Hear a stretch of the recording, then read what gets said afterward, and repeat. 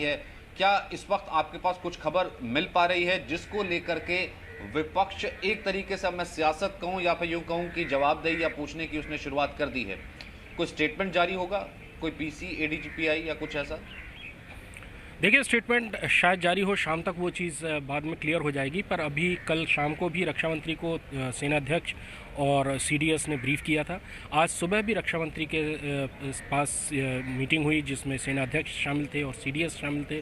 उसके बाद विदेश मंत्रालय से बातचीत हुई है और अब पूरे दिन लगातार तीनों लेवल पर, यानी सेना, मिनिस्ट्री ऑफ डिफेंस और foreign ministry of external affairs, तीनों के बीच में बातचीत चलती रहेगी, क्योंकि ये तनाव बहुत बड़ा है। ये जो स्थिति, जो ये मामला जिस तरफ गया है, ये बहुत ही ख़तरनाक है और कहीं ऐसा ना हो कि बात इतनी ज़्यादा बढ़ जाए कि उसके बाद फिर उसको वापस न लिया जा सके।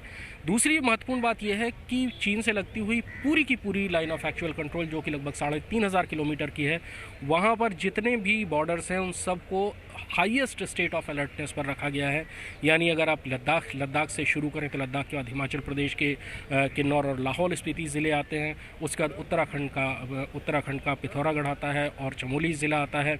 उसके बाद सिक्किम के इलाके हैं और अरुणाचल प्रदेश है। हर जगह हाईएस्ट अलर्ट पर सेना को रखा गया है। ये इंडियन एयरफोर्स के जितने भी उत्तर भारत, पश्चिम भारत और पूर्वी भारत में जितने भी एयरबेसेस हैं, सबको स्टैंड बाय पर रखा गया है।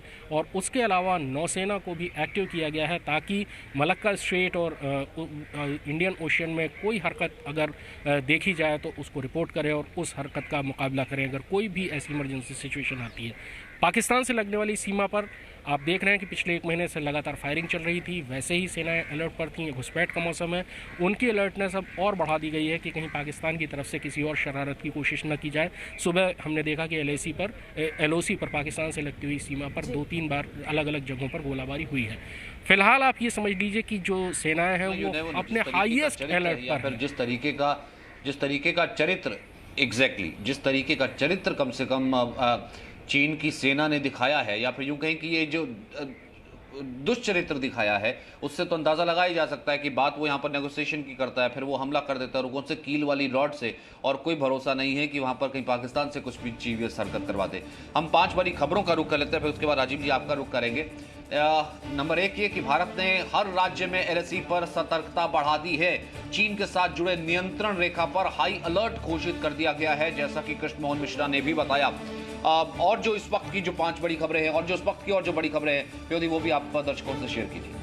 बिल्कुल, और खबर यह है कि उत्तरी, पश्चिमी और पूर्वी भारत के हर एयरबेस को तैयार कर लिया गया है पूरी तरह से। और अभी जो सूत्रों के हवाले से खबर थी सुबह, वो ये भी थी कि एक तरह से फ्री हैंड देने के लिए भी कह दिया गया है। जहां जो ज्यादा सेंसिटिव जोन्स हैं वहां पर नौसेना के जहाज भी तैयार हैं। समुद्र में गश्त को लेकर हर एक चौकसी बढ़ती जा रही है। हालात की समीक्षा के लिए रक्षा मंत्रालय में अहम बैठक चल रही है, ये भी आपको बता दें। और ये भी संभावना है कि इस मीटिंग के बाद हो सकता है कि पीएम को ब्रीफिंग दी जाए इस बारे में। हालांकि प्रधानमंत्री कल से ही इस पूरी घटना पर हर एक अपडेट ले रहे हैं, फिर चाहे वो विदेश मंत्रालय हो, चाहे गृह मंत्रालय हो, क्योंकि राजनाथ सिंह हो और फिर चाहे अमित शाह हो, उनके साथ भी अलग अलग बैठक हुई सेना के तीनों प्रमुखों की। और उसके बाद फिर अब जो जानकारी है रक्षा मंत्रालय में, फिलहाल ये महत्वपूर्ण बैठक